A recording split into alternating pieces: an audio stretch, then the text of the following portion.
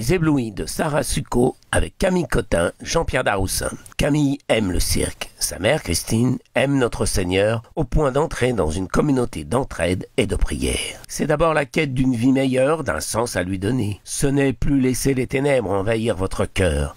Christine n'a plus goût à rien, le spleen s'installe dans son âme, l'entraînant peu à peu ailleurs. La découverte de cette communauté de prière menée par le berger, un prêtre particulier, redonne du goût à sa vie. Peu à peu, de messe en messe, de réunions d'entraide en prière commune, la famille franchit les cercles qui les rapprochent du bon berger. Christine et Frédéric, son mari, s'épanouissent, trouvent un nouveau sens à leur existence. Au début, tout est merveilleux. Prière, entraide, partage, des règles de vie parfois strictes. Interdit le cirque, spectacle du diable comme d'autres choses, se révélant appartenir à l'œuvre du malin. Camille tente de survivre sans blesser ses parents, faisant bonne figure, multipliant les petites trahisons. À la fin, il existe un dernier pas qu'elle ne pourra pas faire, consciente d'entrer plus en enfer qu'au paradis. Sarah Succo s'inspire de sa propre expérience pour construire un film sur la dérive sectaire. Elle suit le regard de cette jeune fille qui lui ressemble et reste encore réaliste face au discours. Peu à peu, Camille, son héroïne, voit l'emprise de cet homme de Dieu sur l'esprit de ses parents. C'est d'abord une femme, une famille en détresse, en quête d'un monde meilleur. L'ouverture se fait d'ailleurs sur un exercice de spectacle de clown en équilibre. C'est déjà la métaphore de ce qui suit, une vie en équilibre qui bascule. Peu à peu, elle déconstruit le système qui emprisonne l'esprit et l'emporte à épuiser l'utopie d'une quête ensorcelante. On ne saura rien du berger et de la communauté, juste l'essentiel, prière et entraide aux plus démunis. C'est le centre d'un bonheur partagé voulu entre fidèles réunis par le même sens de l'existence. Contrairement à certaines communautés sectaires fermées, celle-ci est ouverte. On rentre le soir, le cœur léger dans son foyer, car demain, de nouveau, on sera réunis. Peu à peu, cette âme en quête de lumière s'obscurcit devant le discours solide du berger. Certaines pratiques appartiennent aux œuvres du diable, ce larron qui a bon dos. Ce sont des riens imperceptibles entravant l'âme du pénitent. Le bonheur intense voile le reste, obscurcit la raison, masque la vérité. L'esprit n'entre pas en résistance mais en pénitence et s'abandonne.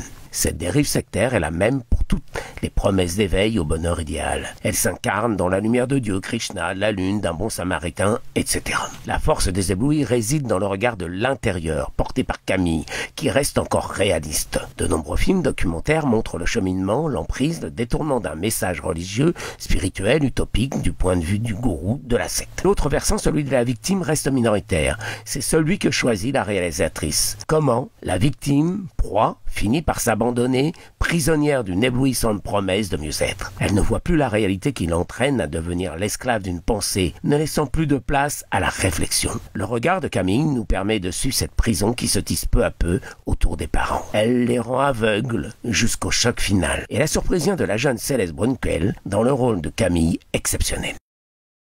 Cette semaine, dans votre région, le Gaumont-Illois vous proposera la Reine des Neiges en 4DX, neige et bulles au programme pour des sensations fortes. Et en 3D. Le Palace d'Épernay vous propose ce soir une avant-première exceptionnelle en présence d'Éric Barbier, le réalisateur des Promesses de l'Aube, qui adapte cette fois-ci le roman de Gaël Faye, Petit Pays, à 20h30. Au CGR de Salon, les filles auront une soirée spéciale pour Las Crisma, le vendredi 22 novembre à 19h30. En avant-première, toute ressemblance, le mardi 26 novembre à 20h.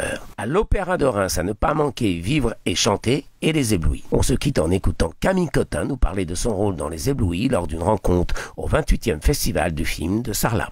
Moi, j'ai reçu une éducation religieuse. Je suis issue de plusieurs religions, on va dire, sans rentrer dans les détails.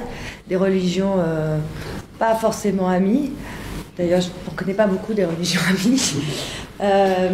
Voilà, et après, je me suis détournée, moi, de la religion. Et c'est plutôt, disons, que on se questionne sur sa quête de sens et de spiritualité pour essayer de comprendre ce qui peut pousser. Après, la foi, effectivement, elle peut prendre corps ailleurs que dans la religion, et voilà. Mais j'étais passée par là, donc c'était pas désagréable de convoquer des vieux souvenirs pour pouvoir comprendre un petit peu ce qu'on pouvait ressentir. Bien, je la connaissais avant de travailler avec elle. Enfin, je l'ai connue dans le travail, on a fait du théâtre ensemble.